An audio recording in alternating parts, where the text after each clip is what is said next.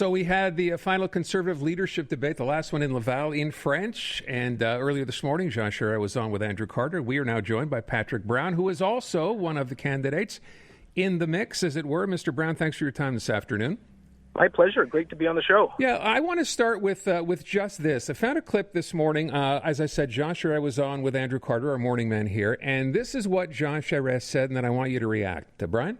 If there's no winner on the first ballot, it means I'm going to win this thing. If there's no winner on the first ballot, I'm going to win this thing. Mm-hmm. Is that accurate, Mr. Brown? Well, certainly I believe that we're putting together the conditions to be able to win this leadership. I'm not sure whether we're going to have a winner on the first ballot, the second ballot, the third ballot, or the fourth ballot. Conservative leaderships have proven to be exciting. Now, there is the opinion, certainly after having watched the last debate, and I know you went after Pierre Poilievre pretty hard there, a lot of people are beginning to think that maybe in the event, as you just said, we go beyond the first or second ballot, your support, or the support for you, will shift to Jean Charest. Is that fair to say? Is that where you are right now? Well, certainly I would hope that support for other candidates, whether it's Jean Charest or Leslyn Lewis or Roman Baber, they'd support my campaign. I think we're going to be in a much stronger position. I believe that we're most likely going to sell the most memberships of all the candidates in this race across the country. And I think that's going to put us in a very strong position to be successful in this leadership. What I would say is that I think myself, Jean Charest, and other candidates do share a common perspective, and that's that Pierre Poilievre is not electable, that we'll have lost the next election already if he's successful. He has taken positions that will create a much smaller party and a much smaller Conservative family, and that's not the way to win elections. I mean, there's been so much talk about the Conservative Party being divided, and there's also been a lot of talk about trying to unite it. What happens if Pierre Poilievre does win it, and what does that mean for your future? Well, certainly, I think it means that we couldn't win the next election. Whether it was his positions of refusing to condemn Islamophobia or being pictured in videos with Pat King, who has made vile comments against cultural communities in this country. I just don't think there's a pathway there for electoral success. And I want to go back to the finest traditions of conservatism, which is where we fight for every Canadian. It doesn't matter who you love, where you're born, the color of your skin, what God you worship. That's the brand of conservatism that I believe is important to be at the foundation of what our party represents. Would there still be a future for you in the Conservative Party if it's led by Mr. Poilievre? Well, I'm going to make sure that's not the case. That's why we're working so hard, because I don't think there is a future for the Conservative Party to be successful with Pierre Poilievre as leader, and it's why we're working from 7 a.m. to midnight. I don't want to see the Liberals and NDP reelected. I think we're going to have another 4 years of Liberal and NDP mismanagement of our finances if Pierre happened to somehow be successful in this leadership. And for our children's sake, we can't afford more of this financial mess that we're seeing in our country. $1.2 trillion in debt, $2 billion a month in interest payments.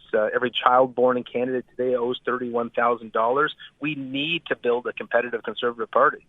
Mr. Brown, do you get a sense that sentiment has shifted at all since the leadership race was announced? Pierre Poilievre was the first one in. There was a bit of a groundswell then. Do you get a sense it's still there? Is it getting bigger? Is it waning? What do you feel? What do you see on the street? Well, I think Pierre Poilievre's campaign is in real trouble. They've struggled to sign up new members. They're aiming to a very small audience of the country. And frankly, he stumbled along this campaign. The positions he's taken on cryptocurrency, that you can get rid of inflation in this country through cryptocurrency, are frankly ludicrous. You saw what happened in El Salvador, where they lost 40% of their investments because of that type of approach that Pierre Poilievre has suggested. Just imagine if your parents or grandparents were taking financial advice from him, the cost and it would have been to their finances. So I think some of his stumbles, or when he spoke about we need to speak using Anglo-Saxon words, some of those stumbles I think have really damaged his campaign. But also, there are important issues confronting our country where he takes two positions, one position in English Canada, another position in Quebec. And, I think it's important for leaders to be consistent. And I'll give you an example. I've been very determined to fight Bill 21 in Quebec. It's wrong. It's an attack on religious freedom. I've spoken out against Bill 96.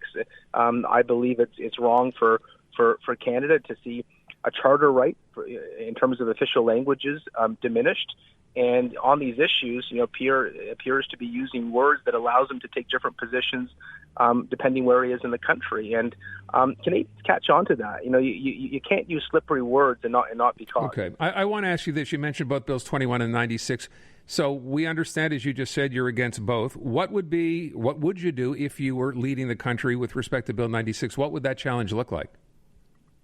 Well, first of all, on Bill 21, I've been clear. I've been raising funds across the country to support the legal challenge. And if I was Prime Minister, I would seek intervener status because there's no such thing as second-class citizenship. A Canadian is a Canadian is a Canadian, regardless if they wear a turban, a kippah, a cross, a hijab. In terms of Bill 96, on the same footing, your right to speak English or French is guaranteed in our charter. And if you want to speak to your doctor in English or French, it's your right. It's guaranteed in the charter. We're going to have a provincial election very soon in Quebec. I assume this is going to be a topic of discussion. But certainly, if this ends up being challenged as being against the charter, I think the government of Canada has a role to play in defending our charter. We're speaking with Patrick Brown, Conservative leadership candidate. Mr. Brown, for anyone who might not have heard your stance on this in the debate the other night, where do you stand for a woman's right to choose? I'm pro-choice, and I've said the party would not revisit that under my leadership. But yet, if individual members wanted to bring it up, private members' bill, what would you do then? So if a backbench MP wants to bring it up, they have that right. It's allowed under the rules of the House of Commons. What I've said, though, is that my cabinet and my government would not revisit this issue, and it would not be something my government would put forward. All right. Now, you issued a statement today. This is quite timely with the Supreme Court of Canada today on the Alexandre Bissonnette case, the mosque shooter here, saying that, yes, despite the fact that there were 5 people killed and people injured, that he can, in fact, apply for parole after 25 years, and you disagree with that decision. Why? So I believe that someone who is a terrorist and commits mass murder is responsible for each of those murders. And the fact that the interpretation right now is that we can't have consecutive sentences, that we can only have concurrent sentences is just wrong. And so I would support the government of Canada's ability to ensure there are consecutive sentences for mass murders. I don't want to see any loopholes in our criminal justice system that lets terrorists off the hook for their actions. I mean, I agree with you, although I kind of take issue a little bit with you jumping on this one in particular. It seems sort of like opportunistic or something. There's something that's not sitting right with me about you attaching your name to that as to further your own cause. So, I've been actually speaking about what happened there since it happened. This is not new to my political discourse. When we saw the terrorist attack, I took a delegation from Ontario. We went and we visited the Masjid in St. Foy to show our support for the intolerance, the hate, the terrorist attack that they had been a victim to. At the time, I spoke out saying that this should be multiple life sentences, and I repeat the same call that I made 5 years ago that I repeat today. It may get more attention today because I am running for the Conservative Party leadership, but my position has not changed. I believe that those, and regardless if it's in St. Foy, Quebec, any mass murder, any terrorist in this country who commits mass murder should be responsible for the gravity of their crime.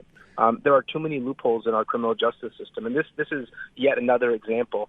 As a big city mayor, I get briefings on a weekly basis from the chiefs of police, and whether it's the borders not being protected adequately, whether it is bail reform, there are loopholes that unfortunately exist in our criminal justice system that weaken the integrity of our legal system in this country. I would just ask you one last question because we're out of time. What would you like people listening now to know about you that they don't already or that you think is important for them to know? Well, I got tons of family in Quebec. I grew up coming and spending every holiday in North Hatley and just outside of Sherbrooke. I love the province of Quebec, and I will be here to build a modern, inclusive Conservative Party. And my version of conservatism is it doesn't matter who you love, where you're born, the color of your skin, what God you worship. I will fight for every Canadian, and I'll do so in a relentless fashion. Patrick Brown, one of the leadership candidates for the Conservative Party of Canada. Mr. Brown, thanks so much for your time. My pleasure.